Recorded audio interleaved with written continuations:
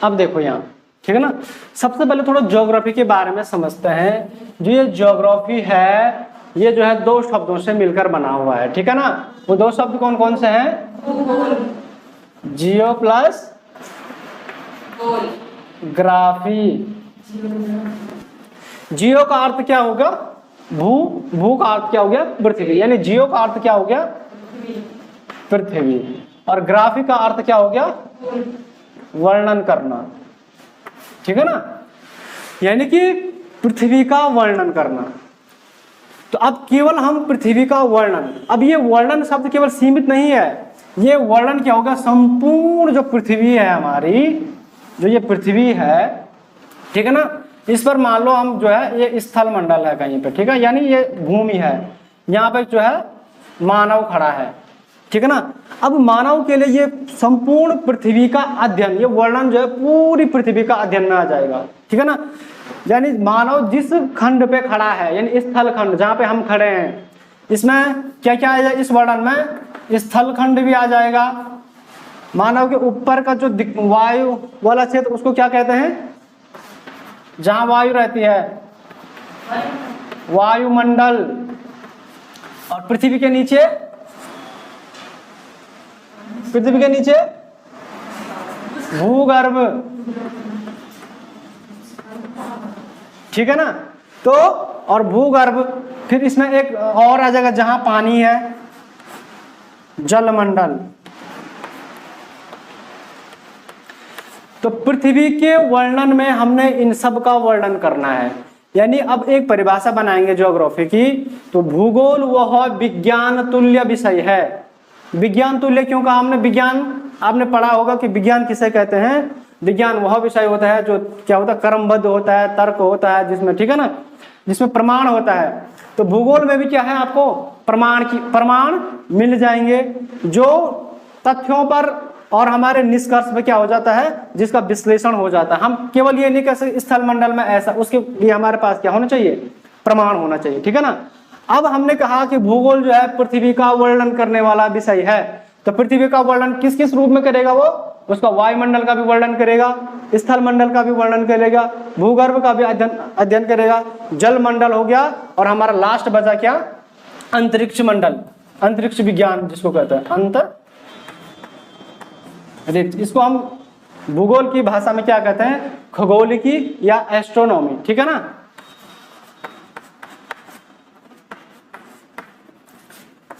इन सब का अध्ययन हमने किसके अंदर करना है? भूगोल के अंडर में। अब देखो, जब हम अभी पृथ्वी पे हैं, तो उस पृथ्वी को जहां से पृथ्वी का जन्म हुआ है, हमने इसको वहां से शुरू करना है, ठीक है ना। अगर हम पृथ्वी पे आए, आज हम यहाँ पे हैं, तो हमसे पहले हमारे क्या थे? माता पिता थे, उनसे पहले उनके माता पिता थे। तो इस प्रकार से हमने थोड़ा पृथ्वी के बारे में पढ़ना है कि पृथ्वी एक ग्रह है, ठीक है, क्योंकि पृथ्वी क्या है? एक ग्रह है, और ग्रह का निर्माण जो है कहीं ना कहीं से हुआ है। तो अब हम पढ़ेंगे थोड़ा जहां से पृथ्वी आई है, ठीक है ना, पृथ्वी कहां से आई है उसके बारे में देखेंगे।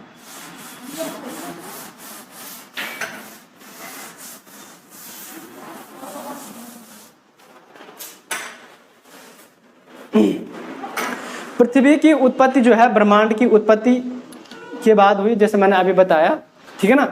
सबसे पहले जो हमारे ब्रह्मांड की उत्पत्ति हुई, ब्रह्मांड की उत्पत्ति के जो सिद्धांत है हम वो बाद में देखेंगे, ठीक है ना, क्योंकि उसमें ज्यादा कुछ नहीं है। ब्रह्मांड की उत्पत्ति का एक सिद्धांत है, सबसे प्रमुख सिद्धांत, बिग बैंग थ्योरी। और उसमें क्या हुआ था कि उसके बाद ग्रहों की उत्पत्ति के सिद्धांत आए, ठीक है, जिसमें से हमारे एक गैसीय सिद्धांत, थोड़ा दरवाजा लॉक। तो ये ब्रह्मांड की उत्पत्ति होगी, ग्रहों की उत्पत्ति होगी, इनके बारे में हम थोड़ा धीरे धीरे पढ़ेंगे। सबसे पहले हम पढ़ते हैं कि हमने देखो हम पृथ्वी पे हैं, और पृथ्वी क्या जो ऊर्जा का स्रोत क्या है? पृथ्वी पर ऊर्जा का स्रोत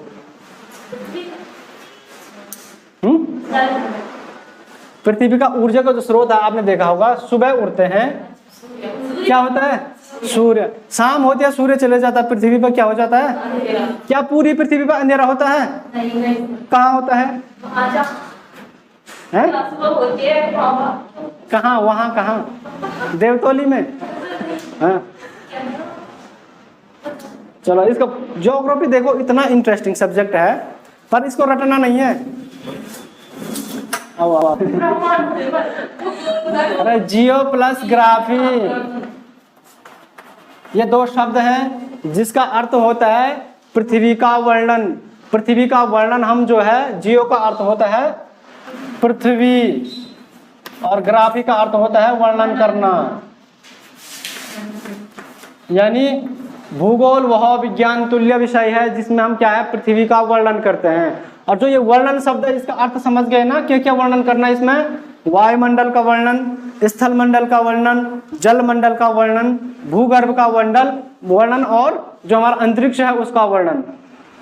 सबसे पहले क्योंकि हम अभी पृथ्वी पे हैं तो पृथ्वी का जन्म जो है कहीं ना कहीं से हो रखा है, तो हमने पृथ्वी के जन्म की बातें सुननी है। उसके लिए मैंने कहा आपको कि ब्रह्मांड की उत्पत्ति के सिद्धांत हैं। वो सिद्धांत जो सबसे महत्वपूर्ण सिद्धांत है वो है आपका बिग बैंग थ्योरी। ठीक है ना, इसको हम 1-2 दिन बाद देखेंगे। बिग बैंग थ्योरी के बाद आता है आपका ग्रहों के निर्माण के सिद्धांत, इसको भी हम थोड़ा बाद में देखेंगे क्योंकि ये थोड़ा ज्यादा, इनमें कुछ नहीं है। ठीक है ना, सबसे पहले हमने कहा कि पृथ्वी का जो ऊर्जा का स्रोत है वो क्या है? सूर्य है। सूर्य क्या है? एक तारा है। सूर्य एक तारा है। ग्रह कौन कह रहा है? अभी कोई बात नहीं, ठीक है ना। सूर्य क्या है? तारा है। तारा किसे कहेंगे? तारे की परिभाषा क्या होगी? हम किसे तारा कहेंगे? मैंने कहा कर्णप्रयाग है। किसे कर्णप्रयाग करें? प्रयाग है ना। प्रयाग किसे कहते हैं?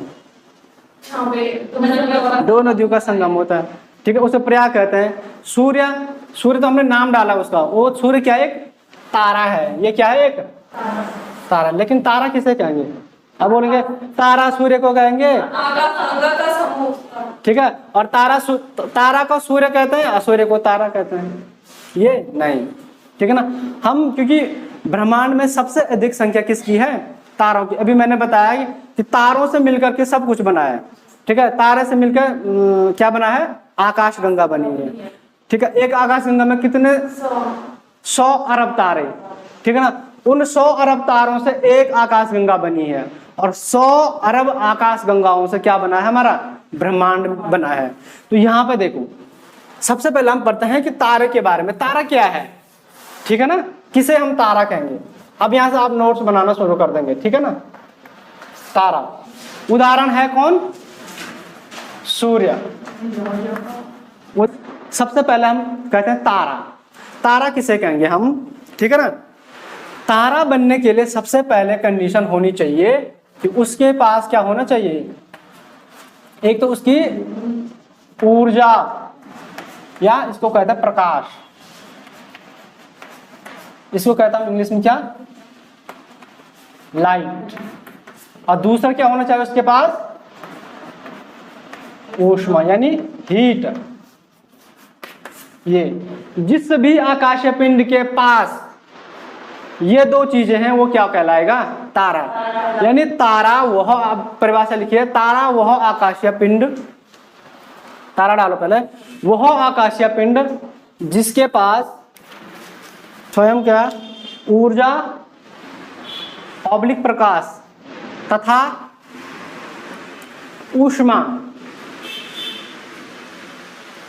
ऊष्मा होती है,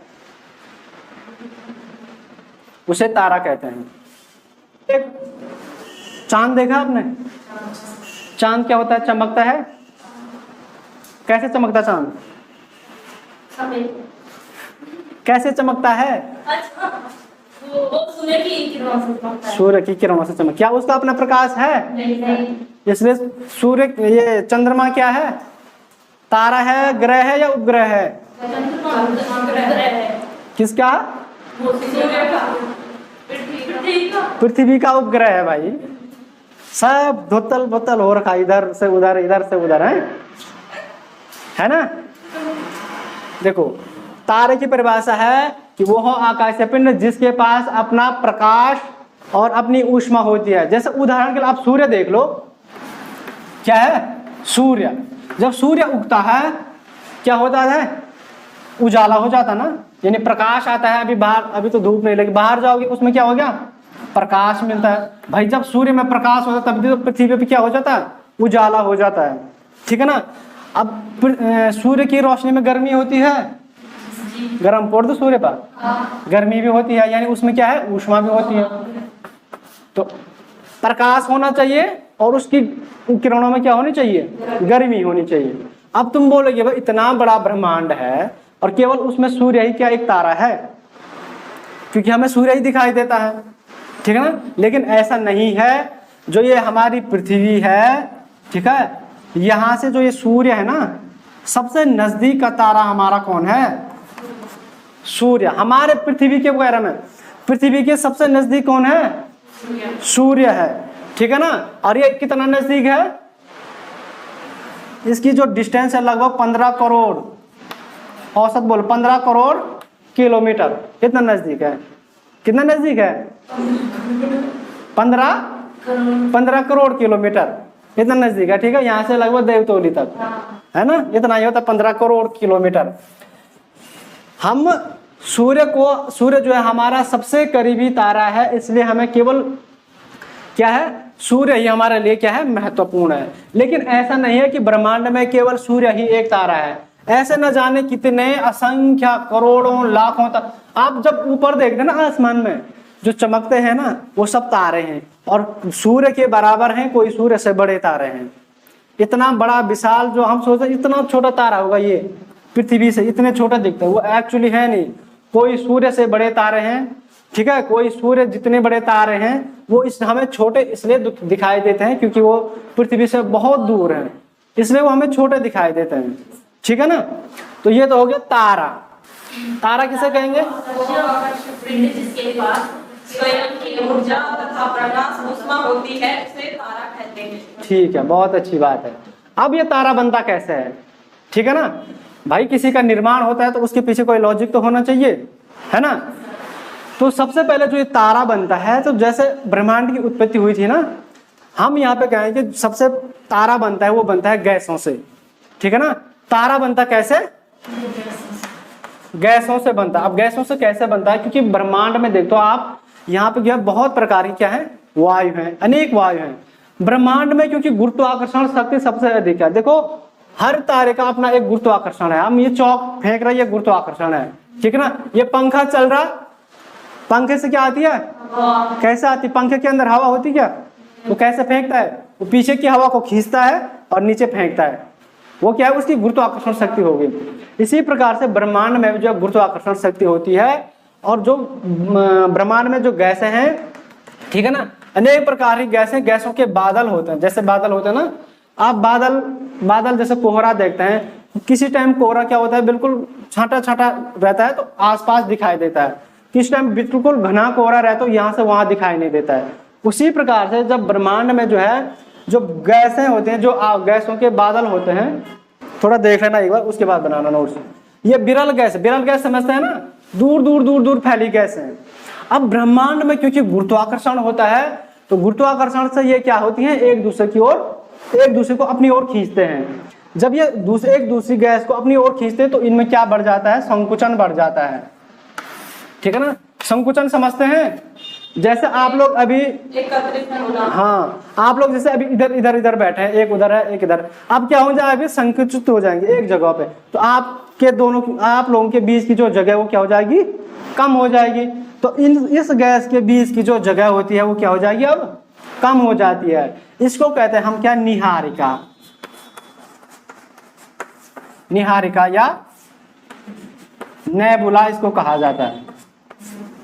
नेबुला जब जो है विरल गैसों में गुरुत्वाकर्षण के कारण वो आपस में संघनित होने लगते हैं, और अब जब ये आपस में आएंगे तो इनकी गर्मी बढ़ेगी या घटेगी, बढ़ेगी ना। क्योंकि अगर सर्दियों में आप देखो, अगर एक कमरे में 8-10 लड़के बैठे हैं और वो अगर करीब बैठते तो गर्मी बढ़ जाती है ना। अगर अब अपना हाथ ऐसे रगड़ो तो क्या हो जाएगी, गर्मी हो जाएगी ना। क्यों, अभी दूर हैं, कोई गर्मी लग रही नहीं, लेकिन अगर ये आपस में आ जाते तो इनके बीच क्या हो जाए, टेम्परेचर बढ़ जाता है। वही कंडीशन यहाँ पे भी होती है, ठीक है ना। जब ये विरल गैस करीब आने लगती है, किसके कारण, गुरुत्वाकर्षण के कारण, उसके बाद क्या हो जाता है, इसमें संघनित होने लगते हैं। ये पहले इतना था तो इतना हो गया, ठीक है ना। अब इसमें संघनित जब होते हैं तो इसमें क्या गर्मी उत्पन्न हो जाती है, और क्योंकि इसमें क्या है अनेक प्रकार की गैसें हैं तो उस गर्मी से ये जो है जलने लगता है। और इसकी प्रारंभिक अवस्था क्या कहलाती है, निहारिका या नेबुला इसको कहा जाता है। उसके बाद देखो जब इसमें गर्मी उत्पन्न होती है, ये बहुत गर्म हो जाता है, अब ये क्या करने लगता है, जलने लगता है। ये अब ये जलने लग गया, ठीक है ना। ये क्या होने लग गया, जलने लग गया। जब इसमें जलने की प्रक्रिया शुरू हो जाती है उसके बाद हम कहते हैं इसको क्या, तारा। तारे से पहले की जो कंडीशन है वो क्या कहलाती है, निहारिका या नेबुला। उससे पहले की कंडीशन विरल गैस है। विरल गैस इतना इंपॉर्टेंट नहीं है, सबसे इंपॉर्टेंट हमारा निहारिका से शुरू करेंगे हम। निहारिका, उसके बाद बनता है तारा। अब जब ये तारा बनता है तो ये जलता कैसे है, सूर्य है तो कैसे जल रहा, किसने उसमें कोयला डाल रखा है या लकड़ी डाल रखी है या उसमें गैस सिलेंडर लगा रखे हैं, कैसे जलता है सूर्य, कैसी गैस है, एलपीजी या पेट्रोल है, नहीं। जो तारों का जो जलने का स्रोत है, आपने एक गैस का नाम सुना है, हाइड्रोजन गैस। चलो हिंदी, हाइड्रोजन गैस, ठीक है ना। और एक बात सुनिए, अभी नाभिकीय संलयन सुना है। यहाँ पे जो हाइड्रोजन गैस है उसका संलयन होता है किसमें, हीलियम में। ये बदलती किसमें, आपकी हीलियम गैस में। हाइड्रोजन गैस जब हीलियम में परिवर्तित होती है तो वो क्या करते हैं, बहुत बड़े, जैसा परमाणु बम सुना है ना आपने, परमाणु बम छोटा होता है लेकिन जब वो गिरता है तो वो क्या होता है, उसके उसमें नाभिकीय संलयन होता है तो वो अलग अलग टुकड़ों में बढ़ जाता है, ठीक है। उसी प्रकार से यहाँ पे जो तारा है, यहाँ पे एक गैस होती है हाइड्रोजन गैस। वो हाइड्रोजन गैस परिवर्तित होती है किसमें, हीलियम में। और जब ये हीलियम में परिवर्तित होती है तो इसमें बहुत बड़ी मात्रा में क्या ऊर्जा उत्पन्न होती है, ठीक है ना। इसमें जब ऊर्जा उत्पन्न होती है तो जिस कारण ये क्या होता है, जलने लगता है।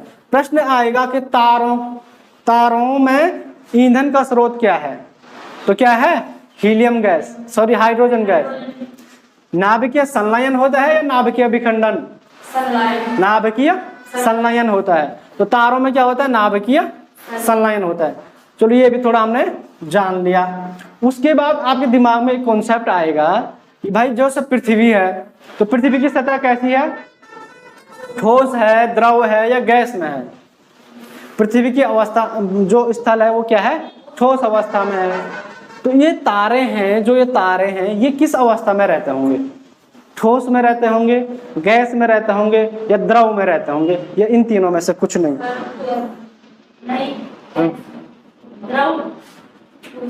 अगर ये केवल द्रव में रहता, ठीक है, ठीक है, ये बढ़िया है। अगर देखो ये द्रव में रहता होगा, अगर सुनो कौन सा मतलब समझने वाली बात है, अगर आप पानी का गिलास डालो ऐसे, अगर पानी हवा में रुक जाएगा एक गोला बन करके वो गिर जाएगा, ठीक है। आपके पास जैसे गुब्बारा है उसके अंदर क्या भरी है, अगर हम उस गैस को बाहर निकालेंगे क्या वो एक जगह पर रहेगी, वो क्या हो जाएगी, फैल जाएगी। उसके बाद हम ठोस लेते हैं, कोई ठोस चीज, ठीक है ना। अब कोई ठोस चीज है जो जैसे पत्थर है, क्या वो जलेगा, या कोई और चीज है जैसे लकड़ी है, तो लकड़ी तो एक टाइम तक जलेगी उसके बाद खत्म हो जाएगी। तो ये कैसी अवस्था में है, ये तीनों में। तो तीनों की अवस्था को क्या कहते हैं, है? इन तीनों की हमने कक्षा 10 में पढ़ा होगा, पदार्थ की 3 अवस्थाएं होते हैं, ठोस, द्रव, गैस और प्लाज्मा। वैसे 5, एक बोस आइंस्टाइन कंडन सेट होता था और एक होती है प्लाज्मा अवस्था। तो ये जो होते हैं ये किस अवस्था में रहते हैं, प्लाज्मा। ये प्लाज्मा क्या होता है, आपने लीसा देखा है, सुरेख डाल पर लोगों ने कुएं डाल पर लीसा, गोंद हो गया, जैसे गोंद है, गोंद थोड़ा जैसे सूखने लगता है उसके बाद क्या होता है, वो हो जाता है, मतलब ऐसा वो हो जाता है, जिसको जो है पानी से भी डालो तो इधर खिसकेगा, हाथ में डाल के ऐसे पिचकेगा। स्लाइम क्या हुआ, ऐसे होता है। सबसे आसान ना तो वो चिपकता है उसके बाद। हाँ। स्लाइम वैसी होती है सर। जैसे गोंद टाइप का, ठीक है ना, तो वैसे ही होता है। सबसे बढ़िया है लीसा, कोदंडाल मुगल गौरवन, हम सब पहाड़ी लोग सुन, ठीक है ना। हाँ, लीसा रहता है, पेड़ पे लगा रहता है, ठीक है। ये तो यहाँ पे एक गोंद टाइप का रहता है। वो गोंद टाइप ना तो हाथ में ज्यादा चिपकता है, ज्यादातर बरसात में होता है, बरसात में किसी भी पेड़ पे लग जाता है, ठीक है ना तो वो चिपकता है, ना वो आसानी से टूटता है, ठीक है। उसको पानी में डालो, पानी बहा लेंगे। तो जो ये हमारे क्या होता है, तारे होते हैं, वो किस अवस्था में है, प्लाज्मा अवस्था में। भूलोगे तो नहीं है, भूलोगे तो नहीं ना, ठीक है। अब मैं गैस किस अवस्था में थे, ये है आपकी विरल गैस है। उसके बाद क्या बना, ये क्या बना, निहारिका। ने वाला नहीं, ने वाला नहीं, हाँ नेबुला। उसके बाद क्या बना, ये बना आपका तारा। तारे में कौन सी गैस के कारण जला, हाइड्रोजन। हाइड्रोजन क्या है, हाइड्रोजन किस में परिवर्तित होती है, हीलियम में। यह कैसी अवस्था में रहता है, प्लाज्मा अवस्था किसे कहते हैं, यहाँ इसमें नाभिकीय संलयन। हाइड्रोजन गैस जब हीलियम में बदलती है तो उसमें क्या होता है, नाभिकीय संलयन होता है, ठीक है ना। लेकिन जो इसकी अवस्था समझते हैं ना, जैसे हमारी त्वचा है, ये ठोस, मतलब ठोस में हम अभी जैसे पृथ्वी पर खड़े, ये क्या है, ठोस है। पानी में जाएंगे वो द्रव अवस्था है। जो हमें ये दिख रहा है कैसी अवस्था, ये हवा, गैसीय अवस्था। प्लाज्मा अवस्था उस अवस्था को कहते हैं जो ना ठोस होती है, ना द्रव होती है, ना गैस। तो तीनों का मिश्रण क्या होता है, प्लाज्मा। सबसे उदाहरण आपने क्या बताया, वो स्लाइम, पता नहीं क्या होता स्लाइम। लीसा हो गया, गोंद हो गया, जैसे गोंद भी है, ठीक है ना, ये हो गया।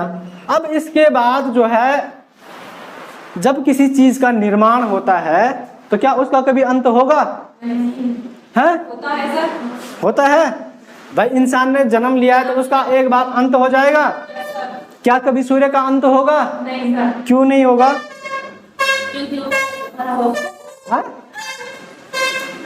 ठीक है। कहा जाता है कि लगभग 5 अरब साल बाद सूर्य का अंत हो जाएगा। अंत होगा भाई, अंत होगा, लेकिन टाइम लगेगा ना उसमें। वही बात है कि एक टाइम ऐसा आएगा कि ये हाइड्रोजन गैस जो है वो पूरी तरह से समाप्त हो जाएगी। भाई तुम घर में चूल्हा लाते ना सिलेंडर, शुरू से पता नहीं इसमें कितनी गैस होगी और ये तो खत्म ही नहीं होगा, एक टाइम खत्म हो जाता ना वो।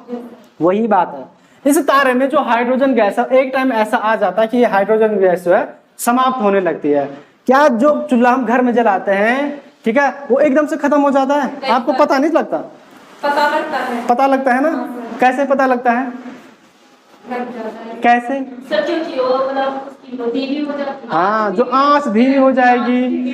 जब हम शुरू पहले दिन से जलाते वो क्या मतलब तेज जलता, उसकी आंच कैसी रहती है, लाल, हरी, पीली, नीली,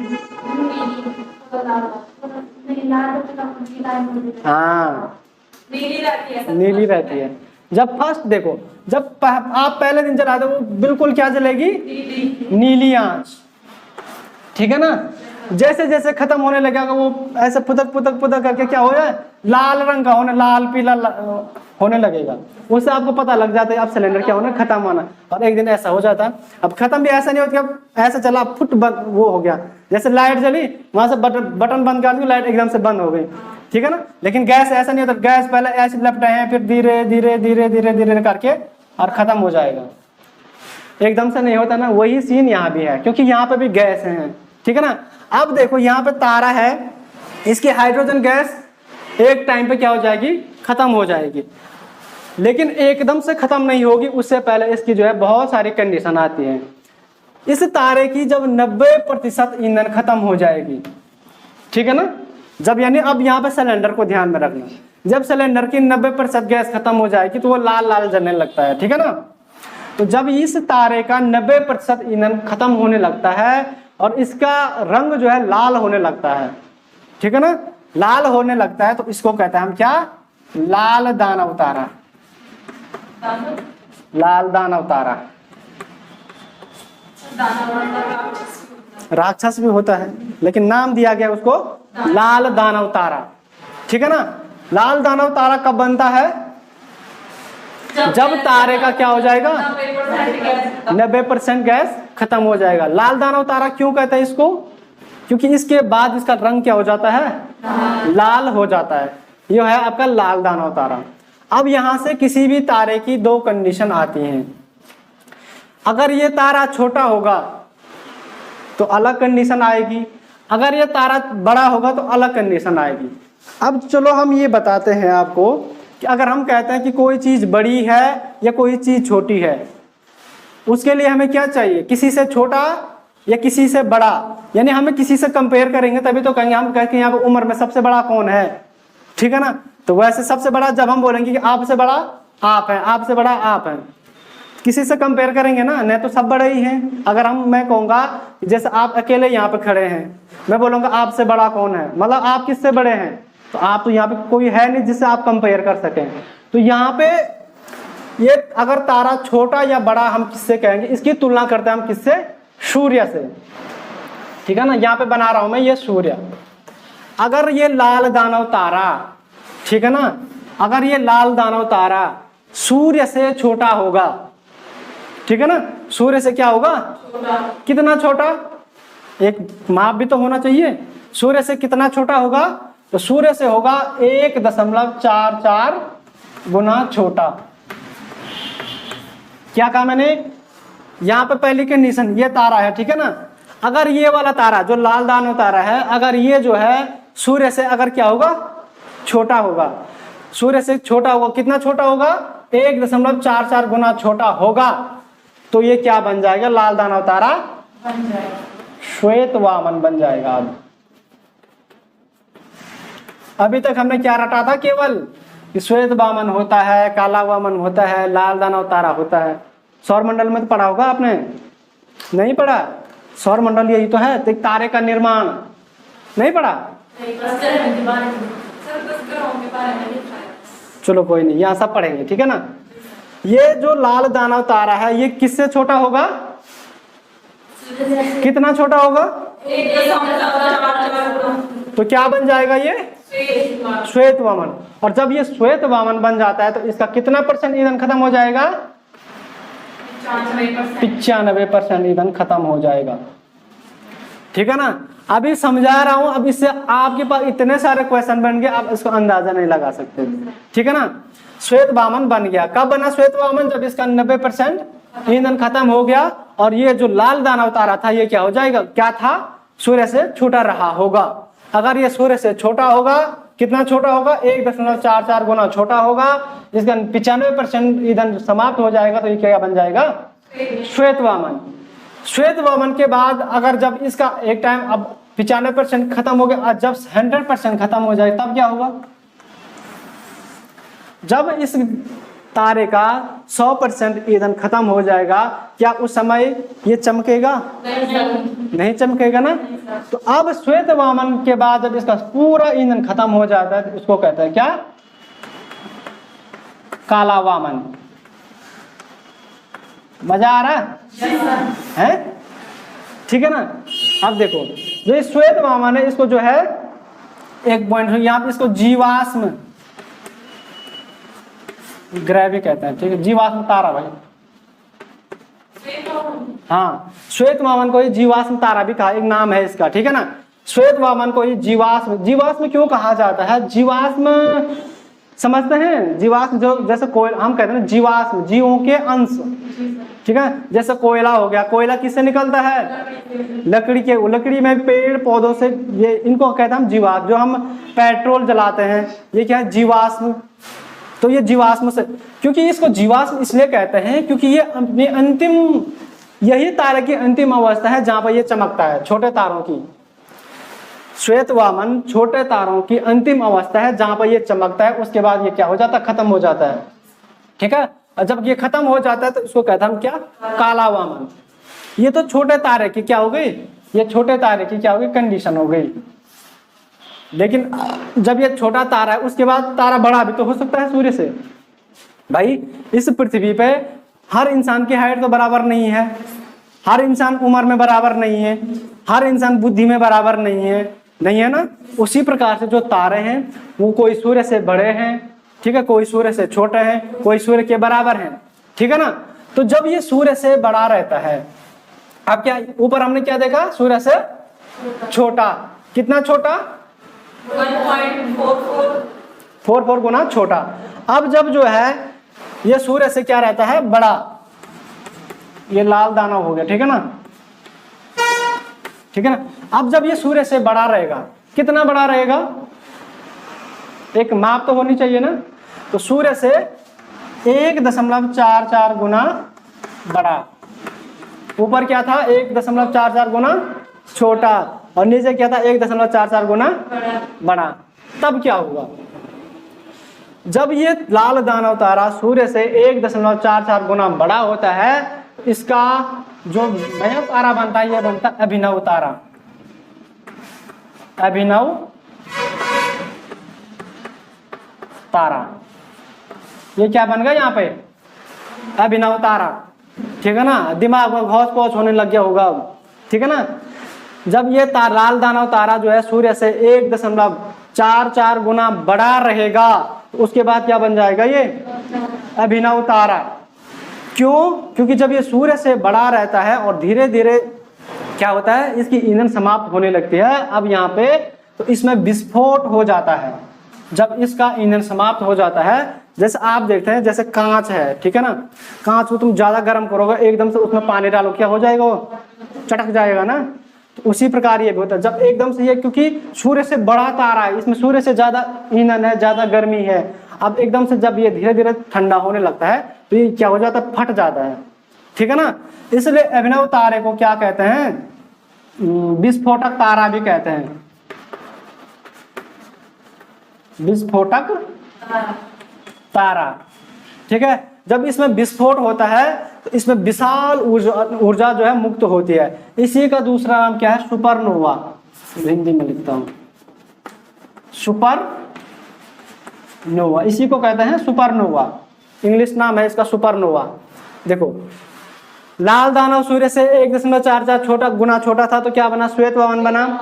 श्वेत वमन में इसका 95% ईंधन खत्म हुआ, ठीक है। श्वेत वमन को जीवाश्म तारा भी कहते हैं। और इसके बाद क्या बना, ये ठीक है। और इसी श्वेत वमन को क्या कहा जाता है, जब इसका 100% ईंधन खत्म हो जाता है और ये बुझ जाता है, तो उसको क्या कहा जाता है, आपका काला वमन कहा जाता है, ठीक है ना। अब जब देखो, जो ये लाल दानव तारा है, ये जो है सूर्य से 1.44 गुना बड़ा रहेगा, ठीक है। तो इसके बाद क्या बन जाता है, ये अभिनव तारा, ठीक है। और जो ये अभिनव तारा है, क्योंकि ये सूर्य से बड़ा रहता है, जब इसकी ऊर्जा पूरी खत्म हो जाती है, इसमें क्या हो जाता है, विस्फोट हो जाता है, जिस कारण अभिनव तारे को क्या कहा जाता है, विस्फोटक तारा भी कहा जाता है। इसी का दूसरा नाम क्या है, सुपरनोवा। जब इसमें विस्फोट हो जाएगा, जब ये चौक है, इसमें विस्फोट हो जाएगा, इसके कुछ टुकड़े बनेंगे, क्या सभी टुकड़े जो है एक समान आकार के बनेंगे, नहीं बनेंगे। तो जब ये जो है इसमें विस्फोट हो जाता है, तो इसके बाद अब इसके अलग अलग टुकड़े बनते हैं, ठीक है ना। जब इसके जो है बड़े बड़े टुकड़े बनेंगे, ठीक है ना, ये बड़े बड़े टुकड़े बनेंगे, इनको कहते हैं हम न्यूट्रॉन, ठीक है। इनको क्या कहते हैं हम, न्यूट्रॉन। जब अभिनव तारे में विस्फोट के बाद उसके बड़े बड़े टुकड़े बनते हैं, तो उनको कहते हैं हम न्यूट्रॉन, ठीक है। उसके बाद बड़े के बाद छोटे टुकड़े भी बनेंगे। जब अभिनव तारे में विस्फोट के बाद न्यूट्रॉन से छोटे टुकड़े बनते हैं, ठीक है ना, न्यूट्रॉन से छोटे टुकड़े बनते हैं, तो इनको कहते हैं हम क्या, पल्सर। पल्सर, जो ये न्यूट्रॉन हो गया, पल्सर हो गया, ये जो है ब्रह्मांड में स्वतंत्र रूप से घूमते रहते हैं। इनकी जो चुंबकीय क्या होती है, शक्ति होती है, वो बहुत तीव्र होती है, चुंबकीय क्षेत्र इनमें बहुत अधिक होता है, ठीक है। इसको अब धीरे धीरे इनको हम क्या पढ़ेंगे, क्षुद्र ग्रहों में, ठीक है ना, क्षुद्र ग्रहों में इनको पढ़ेंगे। फिर इनको जो है पुच्छल तारे के रूप में आगे देखेंगे हम इनको, ठीक है। अब देखो, सबसे बड़े तारे को क्या, सबसे बड़े टुकड़े को क्या कहेंगे, न्यूट्रॉन। उससे छोटे टुकड़े को पल्सर। जब पल्सर से भी छोटे टुकड़े बनते तो इनको क्या कहेंगे, क्वेसर, ठीक है ना, क्वेसर। और जब इस क्वेसर से भी छोटा टुकड़ा बनता है, ठीक है ना, बिल्कुल छोटा, तो इसको कहते हैं हम क्या, ब्लैक होल।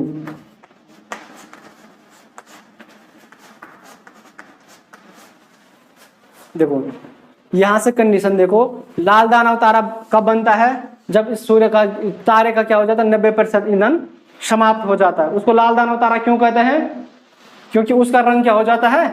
लाल हो जाता है। क्योंकि जब हम देखते हैं किसी भी, जैसे हमारा सिलेंडर है उसमें गैस खत्म होने लगती है तो क्या हो जाता है? लाल हो जाता है। जब ये लाल दानव तारा सूर्य से 1.44 गुना छोटा होगा तो ये क्या बन जाएगा? श्वेत वामन। श्वेत वामन बनने पर इसका 95% ईंधन समाप्त हो जाता है। जब इस श्वेत वामन का पूरा ईंधन समाप्त हो जाता है तो उसके बाद क्या बनता है? ये काला वामन। क्या काला वामन चमकता है? नहीं, इसलिए इसको क्या ये काला दिखाई देता है तो क्या कहा गया इसको? काला वामन। लेकिन जब ये लाल दानव तारा जो है सूर्य से जो है 1.44 गुना बड़ा होगा तो ये क्या बन जाता है? अभिनव तारा। क्योंकि ये अभिनव तारा सूर्य से बड़ा होता है, इसमें जो है बहुत अधिक गर्मी होती है, लेकिन जब ये ठंडा होने लगता है तो इसमें क्या हो जाता है? विस्फोट हो जाता है, जिस कारण अभिनव तारे को क्या कहा जाए? विस्फोटक तारा भी कहा जाता है। इसी अभिनव तारे का दूसरा नाम क्या है? सुपरनोवा है। उसके बाद जब अभिनव तारे में विस्फोट हो जाता है तो इसके टुकड़े बनते हैं। सबसे बड़े टुकड़ों को क्या कहते हैं हम? न्यूट्रॉन कहते हैं। उसके बाद जो न्यूट्रॉन से भी छोटे टुकड़े पल्सर, पल्सर से भी छोटे टुकड़े को क्वेसर, और उसके बाद जो सबसे छोटा टुकड़ा होता है उसको कहते हैं ब्लैक होल। अब ये ब्लैक होल आप आगे भी देखेंगे, जो ये ब्लैक होल बनता है, ठीक है ना, इसके बाद जो ब्लैक होल बनता है ये पूरे तारे को एक तरफ से, जो इतना बड़ा तारा होगा, ठीक है ना, इतना बड़ा तारा होगा, इसको निचोड़ करके जो है बिल्कुल क्या बन जाता है? एक छोटा तारा बन जाता है, ब्लैक होल। ये तारा अब ये चमकता नहीं है, ब्लैक होल ये काला रहता है, ये चमकता नहीं है यहाँ पे, ठीक है, लेकिन इसका घनत्व जो है बहुत अधिक बढ़ जाता है। क्यों? जो ये अभिनव तारा ये इतना बड़ा है, इसमें संकुचन के कारण जो है बिल्कुल एक छोटा जो है पिंड बनता है जिसको हम कहते हैं ब्लैक होल।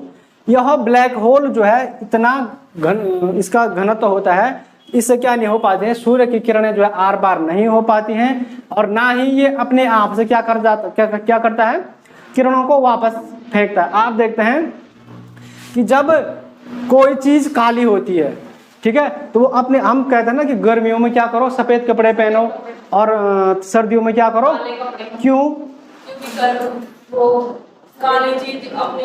काली चीज क्या करती है? सूर्य की जो किरणें वो अपने आप अवशोषित कर देती है, और जो व्हाइट चीज है वो रिफ्लेक्ट कर देती है। तो इतना घनिष्ठ ये होता है, इसका रंग इतना काला होता है कि जो सूर्य की किरणें ये पूरा अपने आप में क्या कर देता है? अवशोषित कर देता है, ठीक है। तो जो ये ब्लैक होल है ये किसी भी तरह की सूर्य की किरणों को वापस नहीं भेजता है।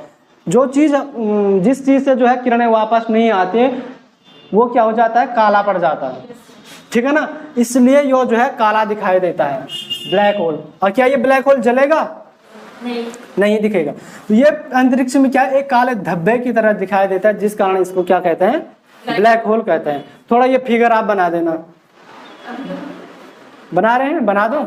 देखो सबसे पहले तारे का निर्माण कैसे होता है? गैसों से होता है। बनाओ, थोड़ा इसको बनाओ, उसके बाद इसके बारे में लिखेंगे।